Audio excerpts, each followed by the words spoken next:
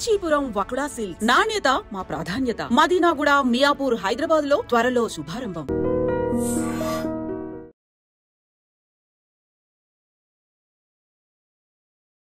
Hi guys, welcome to I dream. నేను మీ Chanakya. Guys, మరి హై వోల్టేజ్ మ్యాచ్కి రంగం సిద్ధమైపోయింది. ఇండియా వర్సెస్ న్యూజిలాండ్ మధ్య ఛాంపియన్స్ ట్రోఫీలోనే ఫైనల్ మ్యాచ్, అది కూడా దుబాయ్ వేదికగా జరగబోతుంది. మరి ఈ మ్యాచ్ గురించి మనకి ఇంకా విశ్లేషించడానికి ఇప్పుడు మనతో పాటు కూడా మరి స్పోర్ట్స్ అనలిస్ట్ సుధీర్ మహావాది గారు ఇప్పుడు మనతో పాటు ఉన్నారు. మరి అయితే లేట్ చేయకుండా సార్ని అడిగి బోల్డ్ అనే విషయాలు కూడా తెలుసుకుందాం. అండ్ విన్నింగ్ ఛాన్సెస్ అనేది కూడా ఇండియాకి ఎక్కువగా ఉంటున్నాయి, వాళ్ళకి ఫేవరెటిజం అనేది కూడా జరిగింది అని కూడా చాలామంది వేరే టీమ్స్ వాళ్ళు కూడా అంటున్నారు. ఎందుకు ఇలా జరుగుతుంది అనే దాని విషయం కూడా ఇంకా అడుగుతాం.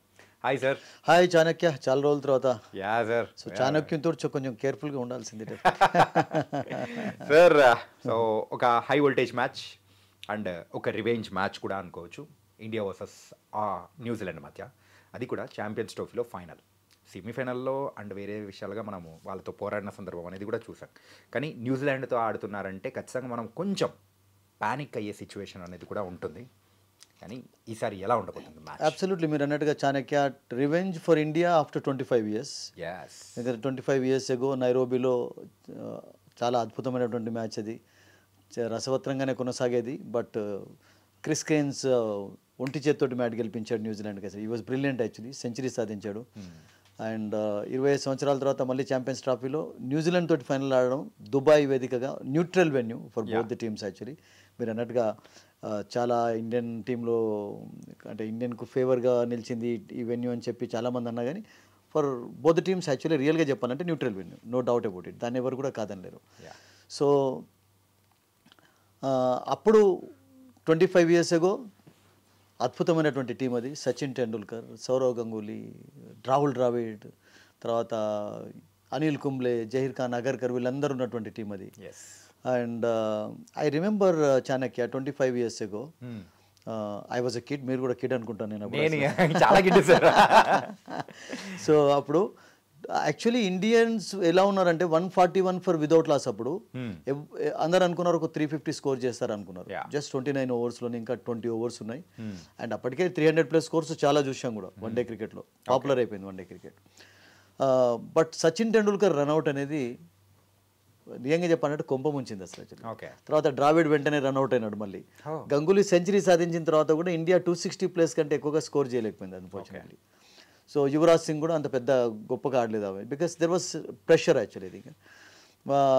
అండ్ ఆ తర్వాత న్యూజిలాండ్ కూడా కట్టడి చేశారు మిడిల్ ఆర్డర్ను. బట్ క్రిస్ కేన్స్ ఒంటి చేత్తోటి మ్యాచ్ గెలిపించాడండి, brilliant. And that was 25 years ago. And again after 25 years ఎగోలో మీకు అక్కడ సచిన్ టెండూల్కర్ ఉంటే ఇక్కడ విరాట్ కోహ్లీ ఉన్నాడు ఈరోజు. రైట్.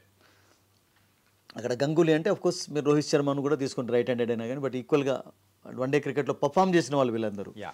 తర్వాత అప్పుడు మీకు యువరాజ్ సింగ్ రాణిస్తున్న రోజులలో మీకు ఇప్పుడు శ్రేయస్ అయ్యర్ రాణిస్తున్నాడు. And Axar Patel as left handed బ్యాటర్గా మంచి మిడిల్ ఆర్డర్లో స్ట్రెంత్ అనేది ఇస్తున్నాడు. సో టెరిఫిక్ ప్లేయర్స్ ఉన్నారు. అండ్ స్పిన్ విభాగంలో కొంచెం ఇప్పుడు ఎక్కువగానే బలం కనబడుతుంది, డౌటే లేదు అందులో. బికాస్ 4 spinners ఇంక్లూడ్ చేసినటువంటి ఆ గ్యాంబుల్ అనేది అద్భుతంగా వర్కౌట్ అయింది, మనం చూసాం. That to against New Zealand. And Varun Chakravarthi was brilliant actually. 5 wickets తీసుకున్నాడు. ఆ తర్వాత మళ్ళీ 2 wickets తీసుకోవడం చూసాం. But expensive against Australia, but really bowled well actually. So New Zealand versus India నేనేమనుకుంటానంటే మీరు చెప్పినట్టుగా it's going to be exciting అండి, డౌట్ లేదు. ఎందుకంటే న్యూజిలాండ్ కూడా ఏం చిన్న టీం కాదు.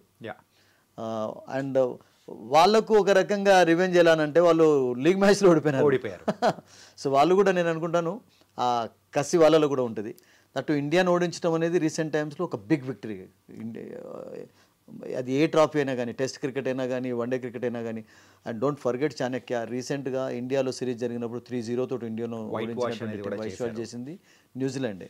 అని న్యూజిలాండ్కి మనం ఇవ్వాల్సింది చాలా బాకీ పడే ఉంది సార్.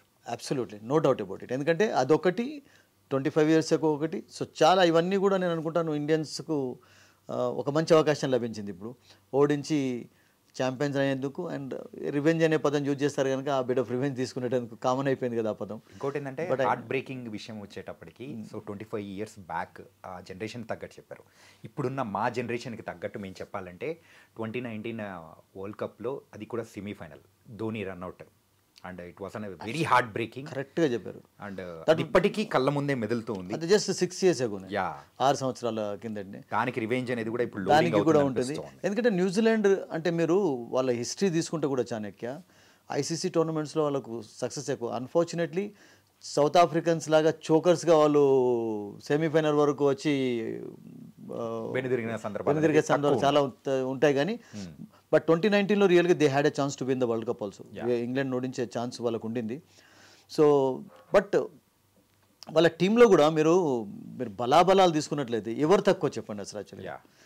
న్యూజిలాండ్ టీం కూడా విలియమ్సన్ రియల్గా చెప్పాలంటే ఈ జనరేషన్లో Virat Kohli, Root and Williamson ఎక్కువగా కంపేర్ చేస్తుంటారు. ఈ ముగ్గురు బ్యాటర్స్కి ఆ ఎబిలిటీ ఉంది. ఛాంపియన్ ప్లేయర్స్, ఆ ఛాంపియన్ స్టాఫ్ ప్రతిసారి కనబరుస్తున్నారు.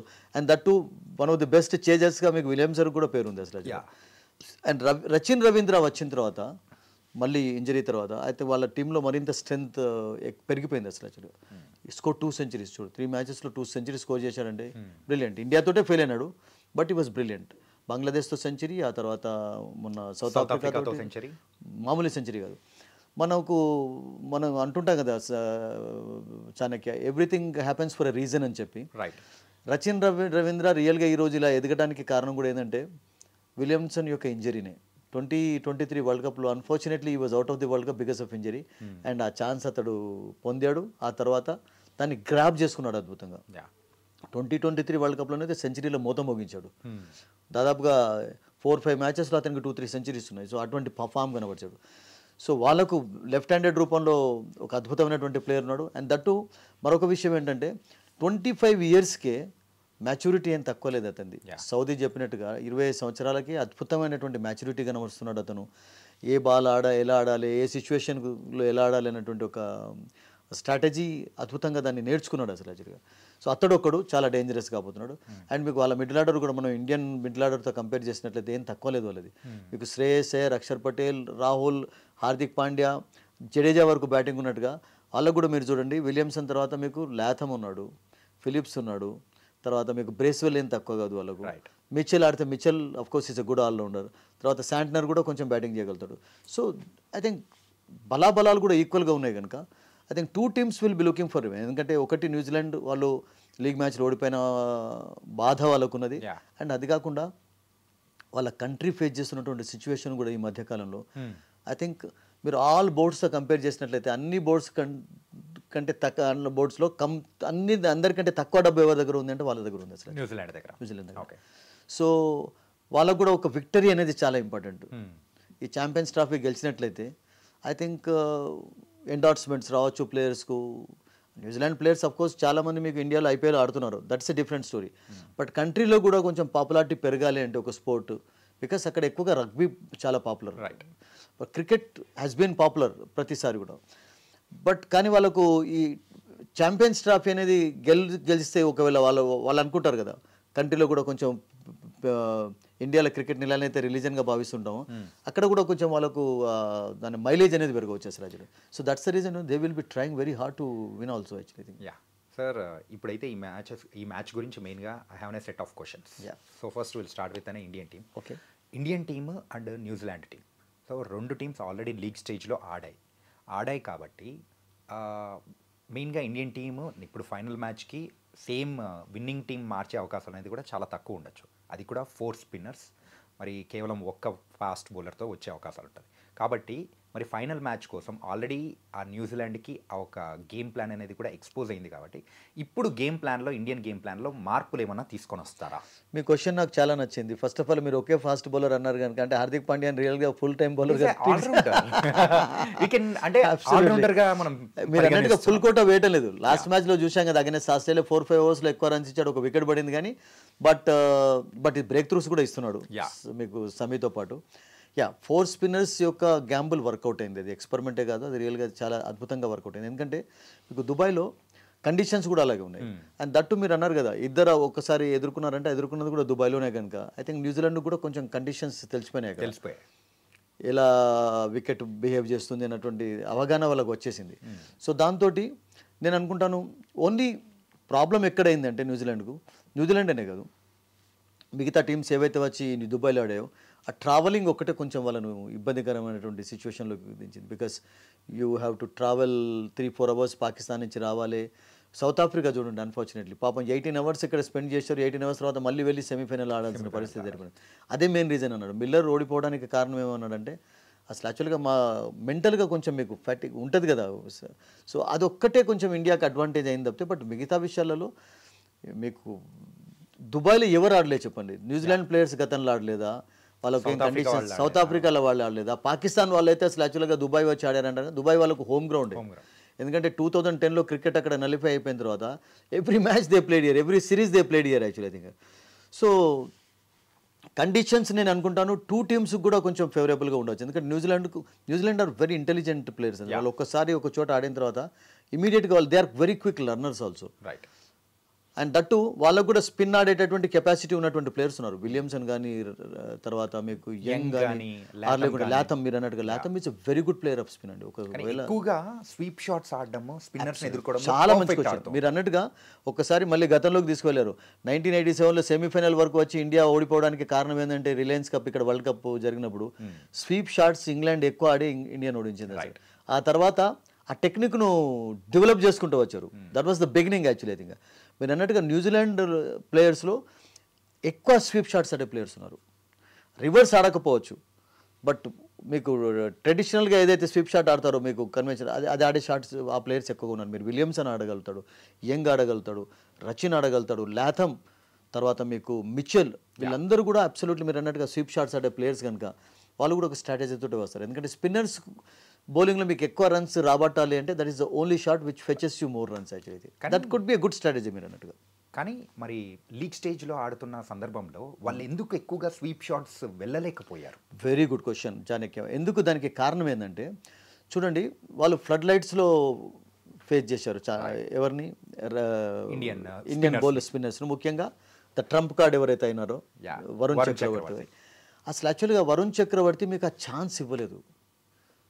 మీకు ఆ ఛాన్స్ ఎందుకు ఇవ్వలేదంటే అతడు అసలు యాక్చువల్గా బాల్ మిడిల్ స్టంప్ ఇప్పుడు మిస్టరీ స్పిన్నర్స్ ఏం చేస్తారంటే జనరల్గా మిస్టరీ స్పిన్నర్స్ యొక్క మెయిన్ వెపన్ ఏంటంటే స్టంప్స్ పైన బౌలింగ్ చేయడం అనేది మెయిన్ వెపన్. ఆ తర్వాత మీకు ఫర్ ఎగ్జాంపుల్ పిచ్ నుంచి ఏదైనా చిన్న సహకారం లభిస్తుంది అనుకోండి, అది లభించింది కూడా బాల్ స్కిడ్ ఎక్కువగా అయింది. యూనో ఈ was very difficult to face.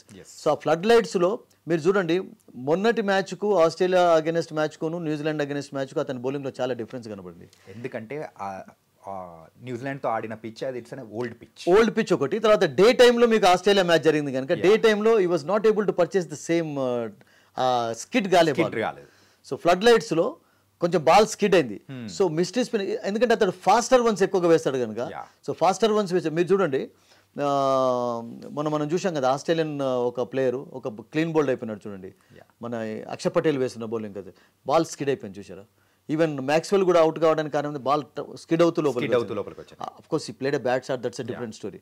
So ball skid అవుతున్నప్పుడు స్పిన్నర్స్ని ఫేస్ చేయడం కష్టం, మీరు రిస్క్ తీసుకోలేరు స్వీప్ షాట్స్. ఫ్లైట్ చేస్తున్నాడు ఆర్ లేకుంటే స్పిన్ చేసే ప్రయత్నం చేస్తున్నాడు అంటే మీరు స్వీప్ షాట్స్ ఆడచ్చు, లైట్గా టర్న్ దొరుకుతున్నా ఆడచ్చు. బట్ మీరు స్కిడ్ అవుతున్న బాల్ను స్వీప్ షాట్స్ ఆడడం చాలా కష్టం అవుతుంది. ఎందుకంటే బాల్ మీకు ఒక్కొక్కసారి లో అవుతుంది, ఫాస్ట్ అవుతుంది. దట్ వాజ్ స్టంప్స్ పైన ఉంటుంది. And this man was attacking the stumps, he was not giving any width. So అందుకనే న్యూజిలాండ్ ప్లేయర్స్ కొంచెం అతన్ని జడ్జ్ చేయలేకపోయారు. బట్ ఒకసారి ఆడిన తర్వాత వాళ్ళకు నెక్స్ట్ మ్యాచ్లో ఇవాళ ఆడాలన్నటువంటి ప్రాక్టీస్ అయితే చేసి ఉంటారు. ఎందుకంటే వాళ్ళ దగ్గర కూడా అద్భుతమైనటువంటి స్పిన్నర్స్ ఉన్నారు కనుక శాంట్నర్ అండ్ బ్రేస్వెల్ను కొంచెం నెట్స్లో ఎక్కువ ఆడి ఇతన్ని మెయిన్గా టార్గెట్ చేయడానికి కూడా ఒక వ్యూహం వాళ్ళది అబ్సల్యూట్లీ ఉంటుంది మీరు అన్నట్టుగా, no doubt about it. That too with sweep shots తోటి. అంటే మెయిన్గా ఇండియన్ టీం విషయానికి వచ్చేటప్పుడు బ్యాటింగ్ విషయంలో మనల్ని మెయిన్గా కలవర పెడుతున్నది ఒక్కటి ఉంది, అది కూడా opening partnership. Rohit Sharma and Shubman Gill, correct. వాళ్ళిద్దరూ కుదురుకున్నారంటే ఎంత డేంజరస్ బ్యాట్స్మెన్నో ప్రపంచానికి తెలుసు. కానీ ఆ ఛాన్స్ అనేది కూడా వేరే టీమ్స్ ఇవ్వట్లేదు. మరి ఫైనల్ మ్యాచ్లో వాళ్ళిద్దరు నిలదొక్కునే అవకాశాలు ఏమన్నా ఉంటాయా? అగైన్ వెరీ టఫ్ క్వశ్చన్ కొడుతుంది. ఇప్పుడు చూడండి, ఎప్పుడు కూడా మనం అంటుంటాం ఫామ్ అనేది ఎప్పుడు కూడా టెంపరీ, రైట్. బట్ మీకు ఫామ్లో కూడా ఎవరు లేకుండా లేరు. రోహిత్ శర్మ కూడా ఈ స్కోరింగ్ 40s 30s స్కోర్స్, అంత బ్యాడ్ ఫామ్ ఏం లేదు అతను. Recently score century against England in India. Shubman Gill unfortunately 2 మ్యాచెస్లో ఫెయిల్ అయినాడు కానీ బట్ అతని ఫామ్ మొన్నటి వరకు ఫినామినల్ ఫామ్, మామూలుగా కాదు. సెంచరీ స్కోర్ ఫస్ట్ ఈ టోర్నమెంట్లో ఫస్ట్ సెంచరీ స్కోర్ చేసింది అతనే కదా for India. Okay, is been brilliant. కానీ దానికి ఒక బలమైనటువంటి కారణం ఏంటంటే దుబాయ్లో మీకు న్యూ బాల్ కూడా ఇట్ ఈస్ డూయింగ్ సంథింగ్. అదే కొంచెం ట్రిక్కీగా అనిపిస్తుంది. అదే ట్రిక్కీగానే, ఎందుకంటే న్యూజిలాండ్ బౌలర్స్కు ఆ ఎబిలిటీ స్వింగ్ చేసే ఎబిలిటీ ఉంది. బట్ రేపు ఎందుకు ఉండకపోవచ్చు అంటే ఫైనల్లో మీకు 9th రోజు, దానికి కారణం ఏంటంటే Henry may not be picked, ఇంజరీతో షోల్డర్ ఇంజరీ ఉంది కనుక. సో ఒకవేళ ఫర్ ఎగ్జాంపుల్ హెన్రీ లేకపోయినట్లయితే నేను అనుకుంటాను ఇండియన్ ఓపెనింగ్ బ్యాటర్స్కి ఒక బిగ్ రిలీఫ్ ఉంటుంది. అసలు రిలీఫ్ మీకు ఒరూక్ ఏం చేస్తారంటే ఈ beats the bat with pace, bounce తోటి అది చేయగలుగుతాడు. జామియన్సన్కు పేస్ లేదు, అతడు కూడా మూవ్ చేస్తుంటాడు బాల్. సో దుబాయ్లో మీకు new ball is also doing something కనుక మీరు అన్నట్టుగా బిగ్ పార్ట్నర్షిప్స్ మనం ఎక్కువగా చూడలేకపోతున్నాం. బికాస్ ఆ ఓపెనింగ్ బౌలర్స్ ఎవరో వాళ్ళకు వికెట్ తీస్తున్నారు అసలు. That is happening. ఇప్పుడు పాకిస్తాన్తో ఆడినప్పుడు అదే జరిగింది, పాకిస్తాన్ బ్యాటర్స్ కూడా. బంగ్లాదేశ్తో ఆడుతున్నప్పుడు అదే జరిగింది. సో న్యూజిలాండ్తో ఆడుతున్నప్పుడు కూడా మనం అదే చూసాం అసలు. ఈవెన్ న్యూజిలాండ్ ఓపెనర్ కూడా మనం త్వరగా అవుట్ కావడం చూడలేదా. సో ఓపెనర్స్ అందుకనే ఎక్కువగా big partner. But Rohit Sharma మీకు శుభ్మన్ గిల్ రికార్డు చూసుకున్నట్లయితే they had a fantastic opening partnership record ఉంది చాణక్య. ఎందుకంటే వాళ్ళకు ఉన్నటువంటి 100 పార్ట్నర్షిప్స్ రీసెంట్ టైమ్స్లో ఎవరికి కూడా లేవు అంత మంచి పార్ట్నర్షిప్. అండ్ ఇద్దరి యొక్క తాల్మేల్ అంటుంటాం కదా, అండర్స్టాండింగ్ ఎలా ఉంటుంది అంటే కెమిస్ట్రీ అద్భుతంగా ఉంటుంది అసలు యాక్చువల్గా. ఓన్లీ థింగ్ ఏంటంటే అదే ఫ్రీడమ్ తోటి ఆడాలి, ఎక్కువగా ప్రెషర్ ఇన్వైట్ చేసుకోకూడదు. Because natural players Rohit Sharma and Shubman Gill both are natural players. మీరు శుభ్మన్ గిల్ కొంచెం సిచ్యువేషన్కి తగ్గట్టుగా ఆడుతుంటే, బట్ రోహిత్ను మీరు ఆపడం కష్టం. You can't stop. ఒక సరదా మీమ్ కూడా వచ్చింది సార్, అన్నా నువ్వు ఒక గంట సేపు క్రీజ్లో ఉండన్నా చాలు అని చెప్పి రోహిత్ శర్మని వేడుకుంటున్నట్టు ఒక సరదా మేము చూసాను. మీరు అన్నట్టుగా అతన్ని వేడుకున్న అదొక్కటి కాకుండా ఈవెన్ సునీల్ గవాస్కర్ కూడా ఏమన్నాడంటే 10 overs ఆడి 50 runs కొట్టడం లెక్క కాదు, వన్ డే మ్యాచ్లలో 30 overs వరకు ఉండి ఆ 50 వచ్చా కానీ అది ఒక్కొక్కసారి చాలా బెనిఫిట్ టర్న్ చేసే అవకాశాలు ఉంటాయి కనుక మీరు అన్నట్టుగా రోహిత్ శర్మ హ్యాస్ టు కొంచెం టాక్టిక్స్ ఇక్కడ మార్చుకోవాలి. ఎందుకంటే ఇది ఫైనల్ గేమ్. బికాస్ అబ్సల్యూట్లీ మీరు అన్నట్టు 2023 వరల్డ్ కప్ ఫైనల్లో కూడా ఈ అటాక్డ్ ద బౌలర్స్ 40+ runs చాలా క్విక్గా ఒక 2-3 oversలో స్కోర్ చేయాలి. బట్ అవుట్ అయిపోయిన తర్వాత ఏమైపోయింది, ఇండియా ఒక పెద్ద స్కోర్ కూడా చేయలేకపోయింది అసలు.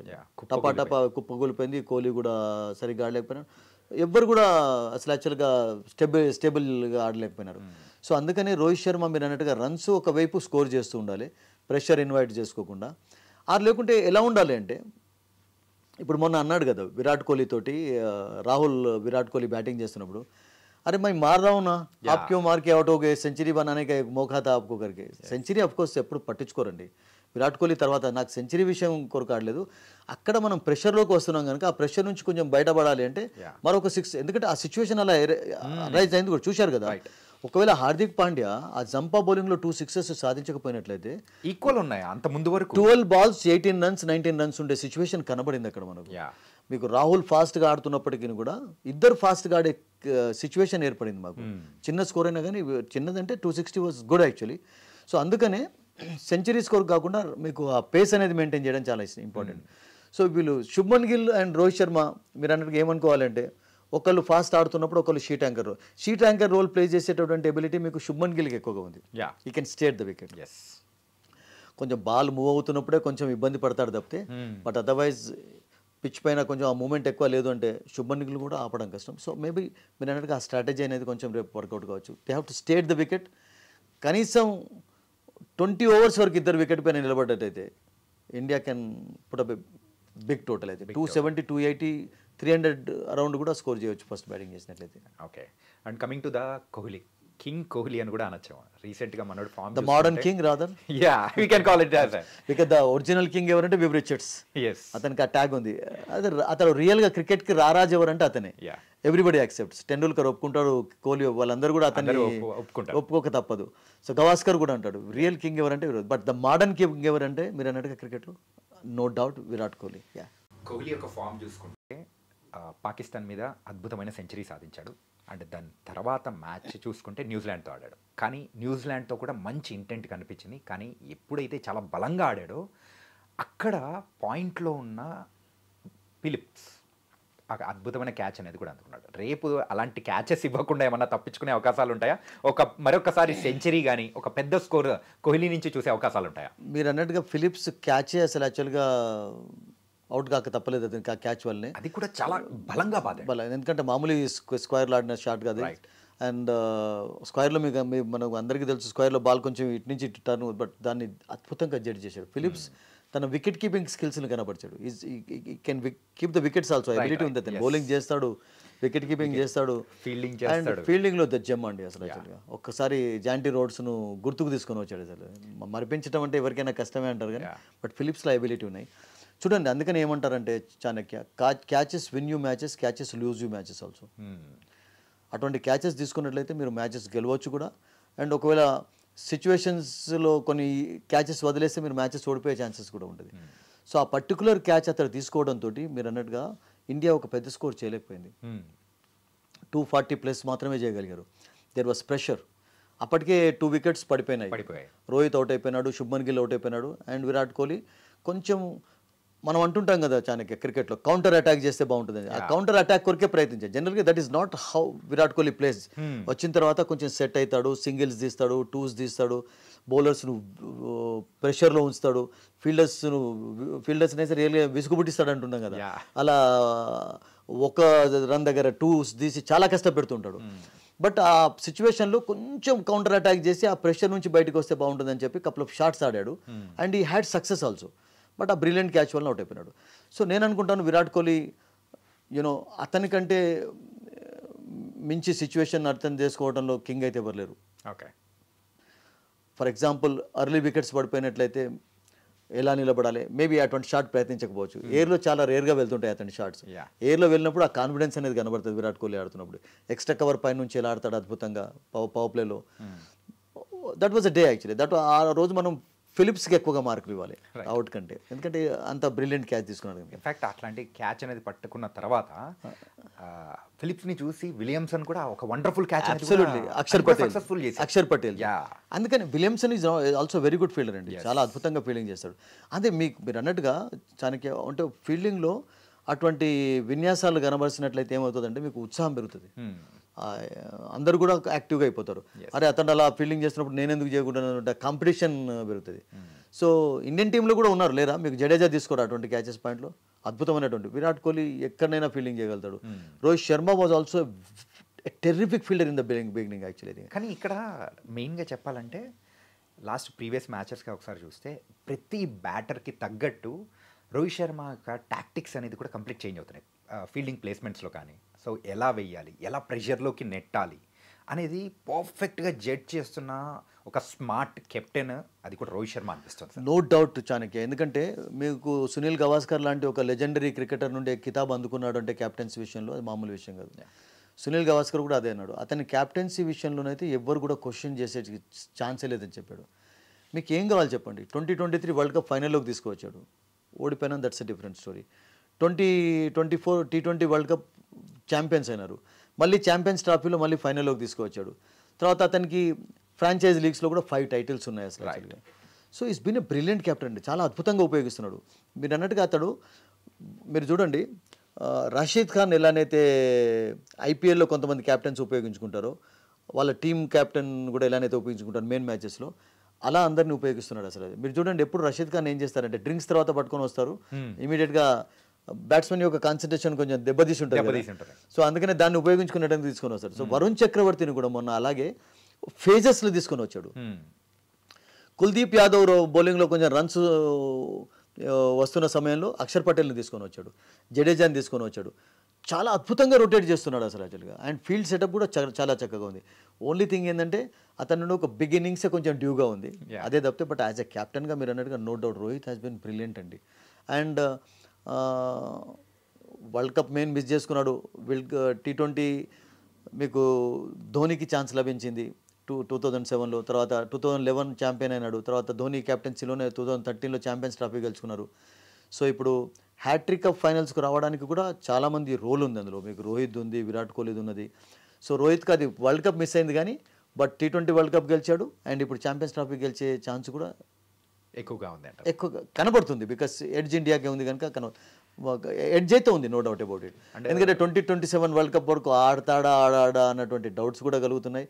అండ్ BCCI నుండి ఆల్రెడీ కొన్ని ఇన్స్ట్రక్షన్స్ వచ్చాయి అతనికి, తన కెరియర్ను అతడే డిసైడ్ చేసుకోవాలని చెప్పి. రైట్. అంటే సార్ రేపు జరిగే మ్యాచ్లో సో మన ఇండియన్ టీం మళ్ళీ ఒక 4 స్పిన్నర్స్తో వస్తుందా, లేకపోతే కుల్దీప్ యాదవ్ని పక్కన పెట్టి హర్షిత్ రాణాని తీసుకొని వచ్చే అవకాశాలు ఏమైనా ఉంటుందా? ఎందుకు ఈ క్వశ్చన్ అడుగుతున్నానంటే దుబాయ్లో కొత్త పిచ్ అనేది కూడా ఇప్పుడు ఫైనల్ కోసం రెడీ చేస్తున్నారు కాబట్టి ఆ కొత్త పిచ్చెస్ మీద స్పిన్నర్స్తో పాటు పేసర్స్కి కూడా కొంచెం ఎఫెక్టివ్గా వికెట్లు దొరికే అవకాశాలు ఉంటుంది. మరి ఈ గేమ్ ప్లాన్తో ఇండియా వెళ్తుందా? వైనాట్ హర్షదీప్ సింగ్ ఒకవేళ ఫర్ ఎగ్జాంపుల్ మీరు ఎక్స్ట్రా పేసర్ కావాలంటే మీకు లెఫ్ట్ ఆర్మ్ వెరైటీ కూడా ఉంటుంది. And is bowled well actually. అతడు కూడా ఛాన్స్ వచ్చినప్పుడు ఎప్పుడు కూడా డిసప్పాయింట్ చేయలేదు. ప్రతిసారి ఒక 1-2 వికెట్స్ అయితే తీసుకుంటూ ఉంటాడు. అండ్ పవర్ ప్లేలో అద్భుతంగా బౌలింగ్ చేస్తాడు ఫస్ట్. ఆ తర్వాత డెత్ ఓవర్స్లో కూడా, స్లాగ్ ఓవర్స్లో కూడా చాలా అద్భుతమైనటువంటి స్పెల్స్ వేస్తాడు. మేబీ హర్షిత్ రాణాని ఎందుకు తీసుకోవచ్చు అంటే మీరు అన్నట్టుగా ఆల్రెడీ ఈ మధ్యలో ఎక్కువగా ఆడాడు కనుక అండ్ కొంచెం రిథమ్ మూమెంటం కూడా ఉంది, వికెట్స్ కూడా తీసుకుంటున్నాడు. ఫస్ట్ మ్యాచ్లో కూడా చూసాం కదా. సో ఆ ఛాన్స్ ఉండవచ్చు. ఎందుకంటే మనం చెప్తుంటాం కదా చాణక్య ఇప్పుడు హార్సెస్ ఫర్ కోర్సెస్ అంటుంటాం కదా. రైట్. అబ్సల్యూట్లీ. అలాగే ఇప్పుడు రేపు న్యూజిలాండ్ కూడా ఆలోచిస్తుంది. ఇప్పుడు యంగ్ ప్లేస్లో ఫర్ ఎగ్జాంపుల్ కాన్వేని ఎందుకు తీసుకువచ్చే ఛాన్స్ ఉంది అంటే కాన్వేకు ఐపీఎల్ ఆడినటువంటి ఎక్స్పీరియన్స్ ఉంది అండ్ స్పిన్నర్స్ని చాలా చక్కగా ఆడతాడు. ఒక లెఫ్ట్ ఆర్మ్ బ్యాటర్ ఉండడంతో కొంచెం స్పిన్నర్స్ని కూడా, ఎందుకంటే ఇండియాలో మీకు చూడండి మీకు కుల్దీప్ లెఫ్ట్ ఆర్మ్ స్పిన్నర్ ఉన్నాడు, జడేజా లెఫ్ట్ ఆర్మ్ స్పిన్నర్ ఉన్నాడు, Axar Patel left arm. So left arm స్పిన్నర్స్ని జనరల్గా లెఫ్ట్ హ్యాండెడ్ బ్యాట్స్మెన్స్ ఎక్కువగా మంచిగా ఆడే ఛాన్సెస్ ఉండే అంటే అంటుంటారు కదా. సో వాళ్ళు కూడా మేబీ రిస్క్ తీసుకోవచ్చు. సో హార్సెస్ ఫర్ కోర్సెస్ ఎప్పుడు కూడా ఉంటాయి. బట్ హర్షిత్ రాణా హర్షదీప్ అనేది absolutely that is captains and coaches choice. Actually ఇద్దరు ఎవరైనా కానీ it can be good choice, no doubt. అలా కాకుండా మీరు అన్నట్టుగా చాణక్య బాల్ కూడా కొత్త బాల్ మూవ్ అవుతుంది చూశారు కదా. అండ్ హర్షదీప్ సింగ్ ఆ ఎబిలిటీ ఉంది, బాల్ మూవ్ చేస్తాడు, స్వింగ్ చేస్తాడు, స్లో డెలివరీస్ వేస్తుంటాడు. సో చాలా ఇబ్బంది పెడుతుంది, చాలా ట్రిక్స్ అతని వద్ద ఉన్నాయి కనుక I think it cannot be a bad choice. ఎందుకంటే కుల్దీప్ యాదవ్ అంత ఇంప్రెసివ్గా ఈ టోర్నమెంట్లో టోటల్గా కనబడలేదు. సో మీకు ఆల్రెడీ చాణక్య ఎప్పుడైతే మీకు వరుణ్ చక్రవర్తి ఒక స్పెషలిస్ట్ స్పిన్నర్గా 10 ఓవర్స్ వేసి వికెట్లు తీస్తున్నాడు, I think India can afford that actually, no doubt about it. And why not for example spin favourable conditions ఉండే పిచ్ తయారు ఉంటుంది అని అనుకున్నట్లయితే Washington Sundar also can be a good choice.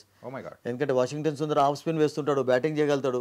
So ఒక ఆఫ్ స్పిన్నర్ ఉండడంతో మీకు రైట్ హ్యాండెడ్ మీకు right హ్యాండ్తో బౌలింగ్ చేస్తాడు, లెఫ్ట్ హ్యాండ్తో బ్యాటింగ్ చేస్తాడు. అతను అంబిడెక్స్ట్రస్ క్రికెటర్ అతను. మీకు కాన్వే ఉన్నాడు, తర్వాత రచిన్ రవీన్ ఉన్నాడు, తర్వాత మీకు లాథమ్, బ్రేస్వెల్, నలుగురు లెఫ్ట్ హ్యాండెడ్ బ్యాటర్స్ న్యూజిలాండ్ టీంలో ఉండడంతో ఒక ఆఫ్ స్పిన్నర్ కూడా మీకు వర్కౌట్ కావచ్చు. But Kuldeep is a match winner అండి. మరి అంత రిస్క్ తీసుకుంటారు అనేది కూడా again it's a question mark. అది దట్ యూనో ఈ ఒక్క ఛాన్సే ఉంది మీరు అన్నట్టుగా, ఓన్లీ 1 రిప్లేస్మెంటే జరిగే ఛాన్స్ కనబడుతుంది కానీ బట్ అగైన్ అంత రిస్క్ తీసుకుంటారా కుల్దీప్ను ఇంపార్టెంట్ మ్యాచ్లో డ్రాప్ చేసి అనేది కూడా we have to wait and see. And the final question of this interview sir ఏంటంటే ఫైనల్స్లో ఎలా ఆడాలి, ఎలా గెలవాలి అనేది ఇండియన్ టీంకి తెలిసినంతగా న్యూజిలాండ్ టీంకి తెలియదు. చోకర్స్గా బిరుదుంది ఆల్రెడీ.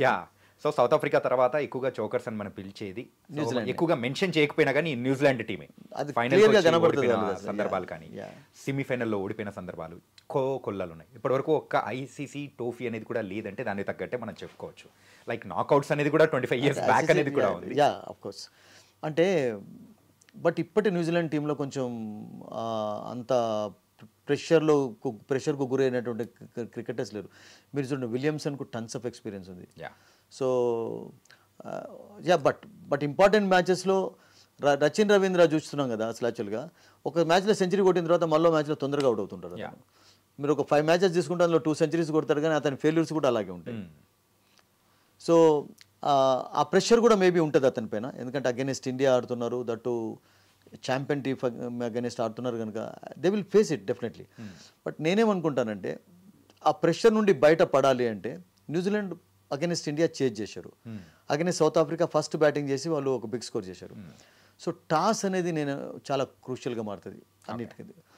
బట్ రోహిత్ శర్మ 14 టాస్లు ఓడిపోయినాడు ఇప్పటి వరకు.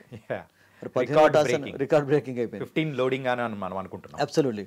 సో ఆ టాస్ గెలిచిన టీం ఒకవేళ బ్యాటింగ్ ఎంచుకున్నట్లయితే దట్ కెన్ హ్యావ్ అడ్వాంటేజ్ అండి. అది వెదర్ ఇండియా కావచ్చు మీకు న్యూజిలాండ్ కావచ్చు. ఎందుకంటే ఫైనల్లో ఫస్ట్ ప్రెషర్ నుండి బయటపడాలి అంటే కొండంత బలం మీకు రావాలి, ఆ కాన్ఫిడెన్స్ రావాలంటే టాస్ అనేది ఇస్తుంది మీకు అసలు.